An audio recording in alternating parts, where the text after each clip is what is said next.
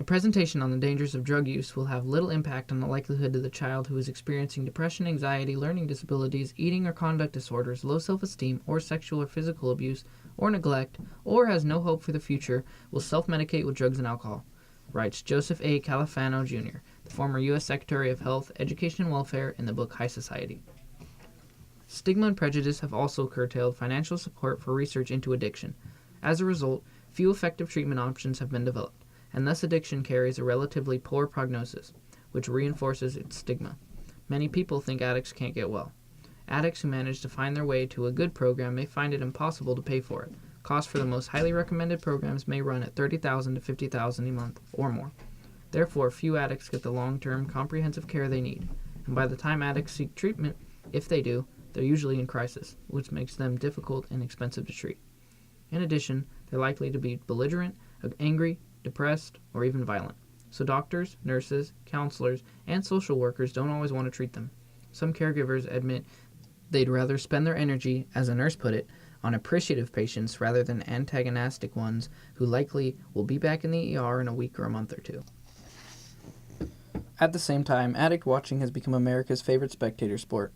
Last year, Us magazine featured a photograph of Britney Spears on its cover, emblazoned with its gleeful headline, "Sick."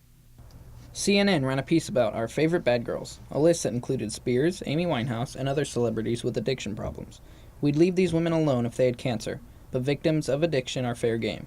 We revel in the misery and judge them for irresponsible, humiliating, and appalling behavior their disease causes.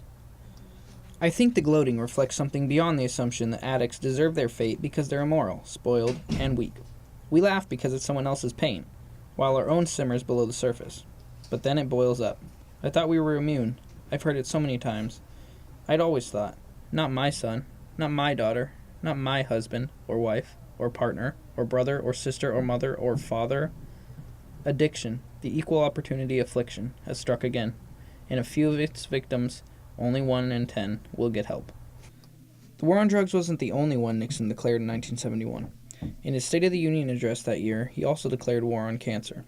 I will ask for an appropriation to launch an intensive campaign to find a cure for cancer, he announced. The time has come in America when the same kind of concentrated effort that split the atom and took the man to the moon should be turned toward conquering this dread disease. Let us make a total national commitment to achieve this goal. By the end of that year, he had signed into law the National Cancer Act, declaring, "I hope in years ahead we will look back on this action today as the most significant action taken during my administration." Cancer hasn't been eradicated, of course, but the illness, once it descends, is now often treatable. According to Vincent De Vita, MD, former director of the National Cancer Institute, the war on cancer did everything it was supposed to do.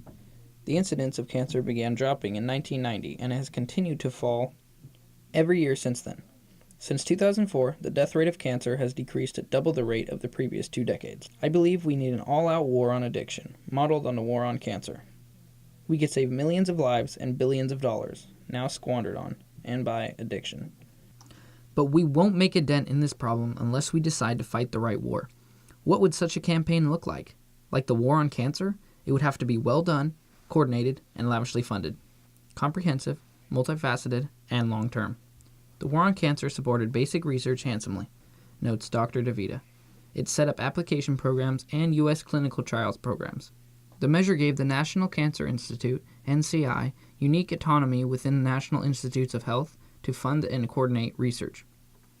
The war on addiction should include significant money for research as well as similar application programs and clinical trials programs. How much money? The NCI's budget for 2007 was almost $5 billion, and NCI pays for only about 45% of cancer research. In all, we spend more than $10 billion a year researching cancer. Each year we spend, or rather misspend, more than $50 billion on the war on drugs. In total, we've spent more than $2 trillion. On prisons, we spend billions more as a result of drug use. And yet, the annual budget of the National Institute on Drug Abuse, which includes almost all drug-related research and development, is less than $1 billion. Researchers have hundreds of promising ideas for medications, cognitive and behavioral therapies, and combination treatments that could improve the odds for addicts. I mentioned some of these in Beautiful Boy.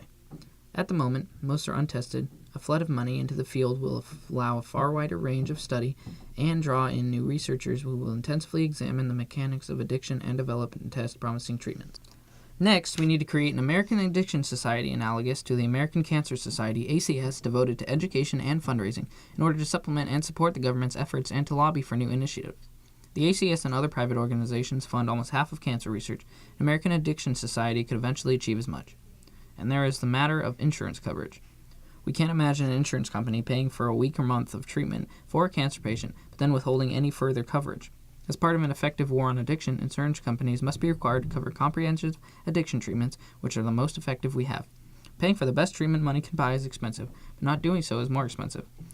Rand Corporation's Drug Policy Center found for that every dollar spent on treatment for addiction, taxpayers save more money in 7 other services, largely through reduced crime, medical fees, and increased productivity. A visit to the emergency room for insurance costs as much as a month in rehab. The final component of a war on addiction should be prevention, the current buzzword for dealing with obesity, heart disease, and many other illnesses. We could save billions of dollars and untold lives if we intervened early and prevented the progress of addiction and its effects. Serious illness, inability to work, destruction of families, crime, and ultimately death. Addiction prevention would identify and face head-on the social and psychological conditions, including mental illness, that often lead to addiction. In addition to lowering morbidity and mortality, the war on cancer can change the way we look at the disease and treat its sufferers. Cancer is no longer the big C, a secret shame. Addiction, destigmatized, would come to be thought of as a terrible disease, best recognized and treated early. This might be the biggest breakthrough of all. Can we cure addiction? Again, despite 30 years of aggressive research, many cases of cancer resist treatment. But we have made dramatic progress, and in the process we've relieved incalculable suffering, saved hundreds of millions of dollars, and saved millions of lives. A war on addiction would do the same and more. By dramatically decreasing emergency room visits and prison populations, we'd eventually free up funds and treat other illnesses, improving healthcare across the board. We'd eliminate much homelessness and dramatically reduce violence, including child abuse, spousal abuse, and violent crime. We'd help families stay together and repair broken neighborhoods. We'd alleviate immeasurable suffering.